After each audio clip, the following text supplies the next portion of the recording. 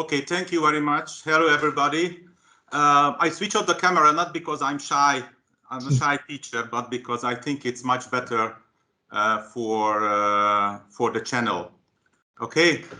I've been teaching 38 years philosophy of medicine and medical anthropology in this university.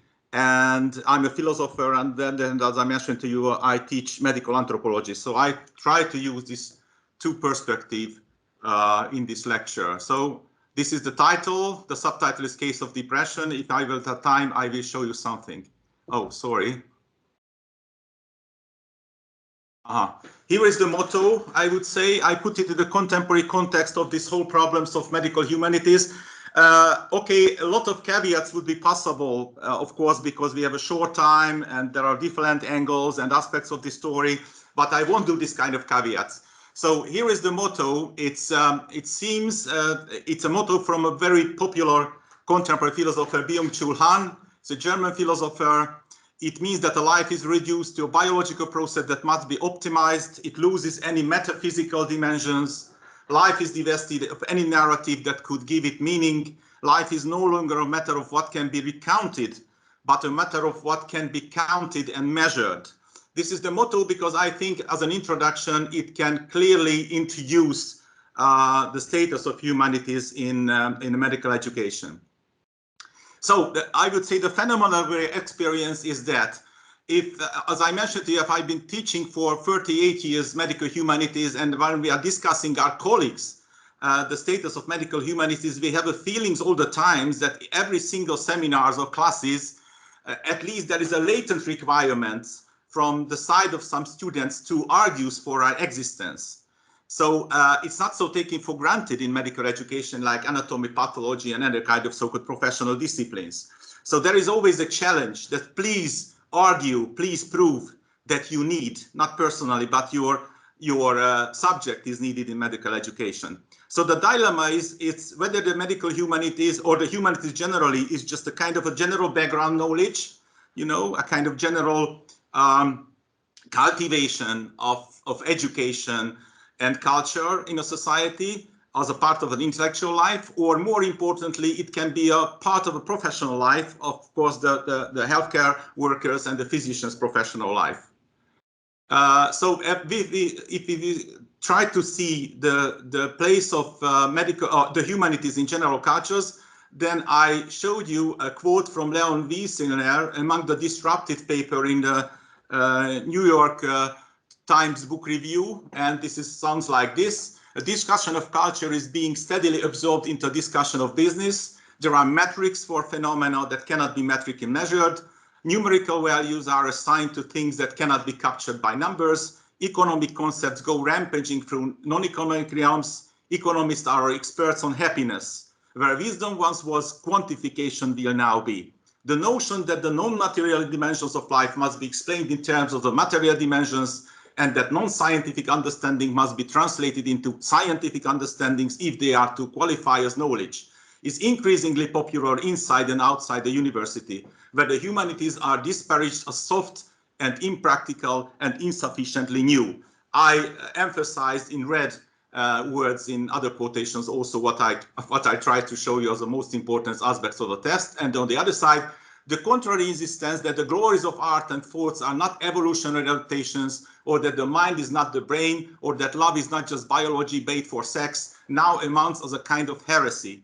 So too does the view that the strongest defense of the humanities lies not in the appeal to their human utility, but rather in the appeal to their defiantly non-utilitarian character, so that individuals can now more than how things work and develop their powers of discernment and judgment, their competence in matters of truth and goodness and beauty to equip themselves adequately for the choices and the crucibles of private and public life. So this kind of two sides of the picture. One is that, as usually, maybe this is the word which we can hear a lot of times, that humanities are not useful, and the argument that this is not for usefulness, these humanities are not for usefulness, is pushing on the side. So we can see that the general devaluation of humanities on the broad cultural level, that is useless, at most the cream on the cake.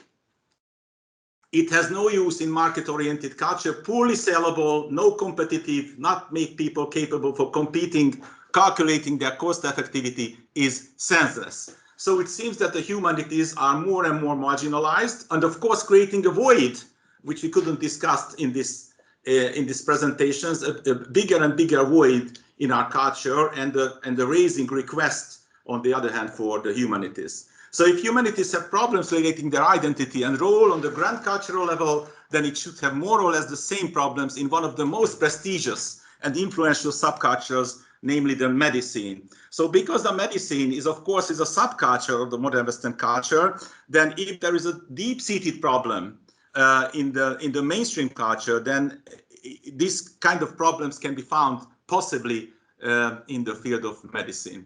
So what is the cultural context, of course, very shortly, and outlining of these problems of modern scientific medicine?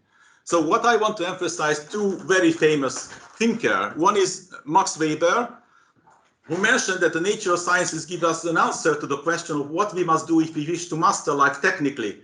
It leaves quite aside or assume for its purposes whether we should and do wish to master life technically and whether it ultimately makes sense to do so. So that means that the natural sciences are not a kind of impartial research and approach to truth, but it is a kind of truth creating branch of methods which was ordered by the mainstream Western culture, namely to provide tools and means for mastering life technically. And the other side, the other aspects is by John Dewey, who mentioned that what the facts which was created by natural sciences is that kind of aspects of the research, the kind of ultimate residue after human purposes, desires, emotions, ideas, and ideas have been systematically excluded.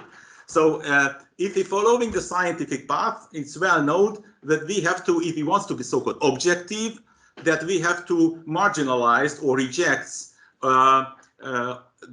even the human aspects of the research territory, namely in this context, the human being. And I want to quote also Helmut Roth's The Uncontrollability of the Word, the lately published book. These are 3 short quotations from it, that the modernity incessant desire to make the word ingenerable, predictable, available, accessible, disposable in all its aspects. And that the main cultural drive is to make the word controllable. This is strongly referring back to the Weberian attitude that how we can technically control the word. Then yet it is only in encountering the uncontrollable that we really experience the word. So the human experience of the word is much more connected to the uncontrollable aspects, namely which is beyond the nature of scientific facts than the controllable aspects. Because a fully ingenerable word eventually would be a dead word. That means the useful is equal with playing a part in controlling the project. So when we are hearing that our disciplines are not useful, it is mainly because the students or other partners in these fields are feeling or can have a kind of hidden impression that the medical humanities are not useful because they couldn't participate in this kind of controlling the project. So what they are dealing with is the uncontrollable object of the human beings. So, and the last aspect which I want to emphasize, that the main order from the Western culture towards its medicine is that extending the life endlessly by way of controlling the human body.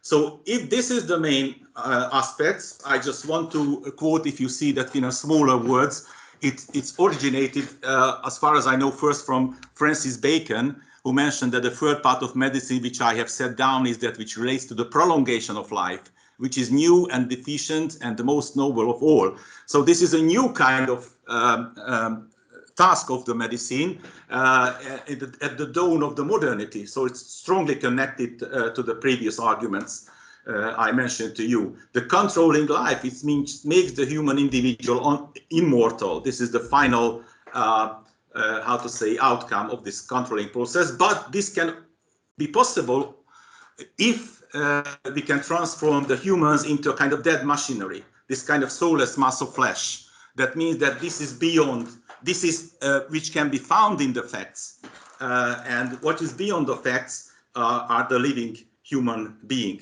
So biomedicine always leaves dissatisfaction and frustration as it is more or less successful in controlling the biomedical aspects of the human body, but cannot turn to beyond machinery aspects of the human disease and suffering. So on the one hand, the biomedicine, the biomedical ideology, and partly the biomedical practice can be successful in this kind of controlling aspects, the I would say, mechanical aspects of the human body, but they couldn't they couldn't deal with their methods, that aspects of human life, which is beyond this kind of machinery. So that means that if this controlling would be successful, that it would turn the human body as a kind of, and the human life as a kind of machinery-like life. So this, I just want to refer, one of the first example is Laplace, well-known dialogue with Napoleon the Emperor. So when Laplace showed his theory about the universe to Napoleon, Napoleon asked, "Where is God in your system?" And Laplace's answer was that, "Sir, I had no need of this hypothesis for my system." So God's becoming kind of hypothesis. What is beyond this kind of physicalist aspects of the word can be purely as a kind of hypothesis. So when we turn to medicine, this is expressed, for example, in a personal experience.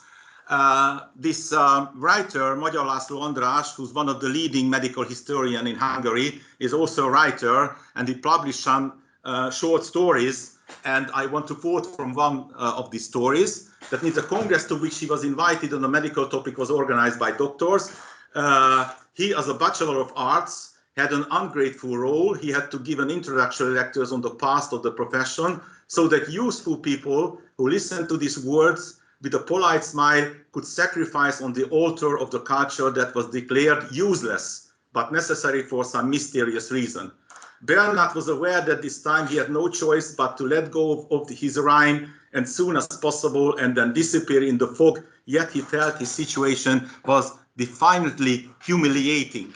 So again, this kind of usefulness, the feeling of this kind of lecturers, the medical historians, for the heart surgeons, as far as I remember from the story, that these are the useful people. He's useless, but some mystical, I would say, some kind of based on some cultural tradition, as an intellectual lectures. His lectures on some aspects of the history of the profession is very good for an intellectual lecture, but on the other hand, his subject is useless, and it's very humiliating. What he felt was that it's very humiliating, this situation. So what we know now, and it's a very short expression of the very long story, broad story, that biomedicine as a comprehensive ideology is theoretically dead. It's like in God is dead, in famous Nietzschean aphorism. God is dead, but the people couldn't hear it.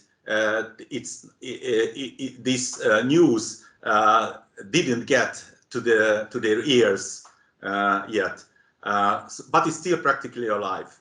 I mean, theoretically dead. Just if you remember the WHO definition of health, you know, in 1946. So it's a very old story. It's much broader perspective than the biomedical one. But in an everyday practice, we can see that this is alive, because it still fits the whole cultural project and a more holistically oriented philosophy of medicine. The biomedical aspects of maladies and types of treatment are needed for keeping the body alive, kind of bare life, as for example, Byung-Chul Han mentioned, and useful keeping up the body functions for production. The other aspects of wholeness are subsumed to this main task. So it's like the hidden and open curricula in the medical education. It's a lot of literatures are on it. So the open curricula is very humanistic. It's very broad-sighted. It's holistic. But what the students found in a lot of times in their everyday practice, the biomedical aspects are the prevailing ones in a lot of cases, and the biosocial or holistic one is much weaker. So this is the double-side experiences on the medical humanities classes. On the one hand, the students are usually mentioned that this is a mind-opening course or it's a mind-opening seminars, but on the other hand, useless at the same times. So opening the minds of the students beyond the project of maintaining a bare life, but they cannot provide technologies for this life maintenance. I think this is one of the essential contradiction in the status of medical humanities. Therefore, the role of medical humanities is an issue of medicine as a subculture of the modern Western culture, not an issue of a kind of rational scientific argumentation. So basically, cultural issues, or I would say subcultural issues. So I just want to mention some factors which contribute that keeping this dead biomedical ideology in practice alive. So I feel this kind of contradiction in the same sentence, that what is dead now is alive in the practice. I want to underline in the last few decades is the neuroliberal ideology, which I just mentioned, relating to Byung-Chul Han, that the individual problems had no social cultural context. It's a kind of privatization of suffering, performance principle, no social cultural context, you are on your own, and for example, curing effectively, that the curing and healing is like creating the products in a factory. So it should be quantifiable, it should be cost effective, etc., etc. So what was emphasized by Byung-Chul Han in one of the latest books is that the meaninglessness of pain, just one aspect of this big story, point to the fact that our life is itself empty of meaning. The meaningful pain requires a narrative which stimulates life within a meaningful horizon. Meaningless pain is only possible within a bare life empty of meaning, within the life that is no longer narrated. So this is the two sides of, I would say, the old-fashioned biomedical sides, and on the other hand, the void which was created by this kind of approach and a kind of movement towards finding some kind of meanings, which one of the main tasks would be the medical humanities for providing this kind of meanings in this kind of aspects. So rejection of humanities means that the project seems successful, namely the biomedical projects, so that medicine is successful in controlling more and more the biological, the biomechanical aspects of the body and the disease processes. And in this context, it seems that the humanities are not needed, as I mentioned to you, the cream on the cake aspects. If the main aim is keeping up the functional body. So the main aim of the medicine would be the functioning of the body, which was given by the cultural environment, the bare life, keeping up the bare life. On the other hand, raising the importance of humanities would mean that the project is less successful than it seems from its own paradigm or belief system. This would mean a cultural change in the medicine, and it is on its way. We're just waiting for it from several decades, but it didn't happen. It's a very slow process. Yes, there are some change, of course, even in the students' attitude, but it's a very slow process. So I want to give you an examples. In the case of depression, for this kind of story, I refer to you the WHO well-known definition of depression from 1946. And here there was a debate in the late 90s that it should be put, in other words, spiritual into this kind of definition. Why?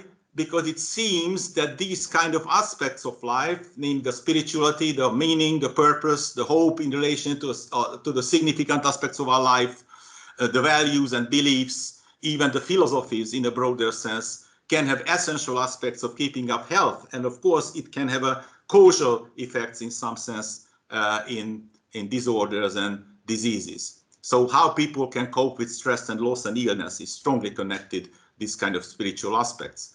So if we see this kind of well-known arrow diagram of the WHO, we can see the changing ranks of the disorders, different diseases and disorders relating to the burden of disease from 2004, a projection to 2030 or in 2020. And what we can see that the depression, the major depression, which is called in the unipolar depressive disorders, are going up to the first rank. So even they are not the first, but the second or even the third rank it seems that the depression is a very, very important problem in a contemporary life. It's a leading cause of disability worldwide, is a major contributor to the overall global burden of disease. These are the data.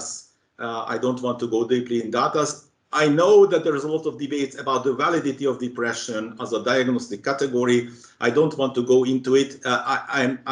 I'm sure absolutely that this kind of experience of people, which I mentioned relating to Byung-Chul Han, for example, that their life is empty, meaningless, hopeless. Why should I get up early morning and going to work or something like that? These issues are strongly embedded in our contemporary life. This would be the biomedical approach to depression, a kind of definition. Depression is scientifically reliably proven to be medical illness. Disease like any others, characterized by known and measurable brain abnormalities, a brain disease caused by chemical abnormalities within the brain, genetically inherited, and an antidepressant works. I know now in the last decades or 2 decades, all of these statements are strongly questions. So whether it's a medical illness or not, whether it's based some kind of brain abnormalities, there is no brain abnormalities really found. The biochemical imbalance in the brain, which was the major argument for the biological causes of depressions, are absolutely unfounded. They are not proven. Genetically inherited is also a problematic aspect. So all of these, and of course, the last but not least, the antidepressants, whether they are really effective or even they are harmful in the long run, for example. And these are very deep and very, fierce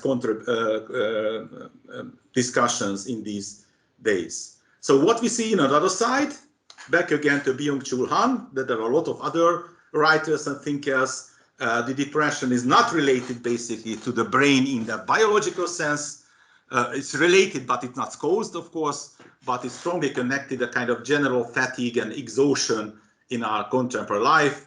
The depressed person no longer be able to be able. So not just couldn't be happy, but not able to want to be happy. This kind of total burned out and depressed state is typical in our contemporary life. And the second one is William Davis' books. It strongly resembles this kind of Byung-Chul Han's definitions that the people, they cease to experience pleasure or happiness, but they lose the will or ability to seek pleasure or happiness. What they experience is their own weakness and inadequacy. So as we can see from a social and cultural, in the social and cultural environment, we can argue very well for the causations of depressions and the basic problems around depressions. Even we don't know the biological basis of depressions. Of course, there should be some relation to the brain, but we don't know exactly what are these ones. So what we find, this is what we know now, and this can be the place of medical humanities and social sciences. As you can see, we can approach these young koalas depression or anxiety just for concentrating the individual koala, even on his brain, that there's some kind of biochemical problems. Prescribing pills can be the solutions in the long run, or you can take a broader perspective and put into context and find the meaning, for example, concentrating on the meaning of the koala's life, how the koala feels the meaning of his life, then the picture is deeply changed. And this is where the humanities can have very important roles in the medical educations. And the final example I try to show you, it's fairly old. It was published in 2002. This is the alternatives of depressions, for treatment. I just want to show you that these are the 4 treatment, A, B, C, D. And I always asking the students, what is the treatment from these 4 which you don't want to use, which is less favorable to you? And as we can see, this most of the students is usually turn to the treatment A as the worst one from this 4 one. And it's very interesting because the treatment A is the SSRI, so the pills. So there is a contradiction that scientifically the other treatment methods is at least as good as even better than using the pills, and it was 20 years before. Now it's, as I mentioned to you, rapidly growing arguments for this kind of knowledge that the pills are not so good, less and less good in the long run. And what we can see, the culture around the treatment of depression is strongly connected to using the pills. So the pills are the less favorable one, the worst one I would see from the other ones, but the most favorable ones in an everyday practice. And this is because of the surrounding cultures. The biomedical ideology is much more supported in the professional environment, or even from the side of the patients. You know, the quick fix attitude that if there is a biochemical imbalance in our brain, I will take some pills and it will solve all life problems. This is the whole cultural game, and also arguing about the questions of this kind of game can be a very, very important role of the medical humanities. So all in all, if the biomedical ideology doesn't get enough plausible knowledge support anymore, it is kept up by institutional interest, the business, prestige, power, referring to some traditional flow of practice. This is why it's alive. It's scientifically is not supported anymore, but there are a lot of aspects of our everyday life, institutional, etc., aspects which can be supported. Nevertheless, the never solved questions have been raising again, even connected to depression or other problems. What are the tasks of duties of a physician if the biological duties, the duties connected to the biological aspects of body are not enough? If broader perspective are needed, what kind of knowledge do they need to meet the ideals of a Hippocratic oath? Again, the biomedical knowledge, you know, the so-called somatic aspects of the bodies are enough or not. And on top of all that, what is medicine? It's a basic problems, the whole problems. What is the duties of medicine, including what is disease and disorders, what are the best treatments, what are the effective treatments, what are the harmful or beneficial aspects of treatments, and what are the duties and tasks of the physicians. These fundamental dilemmas cannot be answered by scientific methods, as these are related to problems of meaning, value, context, etc. This would be the playground of humanities. Until these don't seem like real questions, not answered yet, the biomedical, yet in biomedicine, the medical humanities can have only an ancillary role, ornaments or decorative elements in medical education. So what I want to emphasize, it seems that in a lot of cases, the humanities seems in this kind of role of ornaments and decorative elements, but on the other hand, it seems that they're raising or broadening void in the biomedical perspective, even in the everyday practice of medicine, which would needed medical humanities and medical humanities approach. Thank you very much. Sorry, I hope that I was inside the time.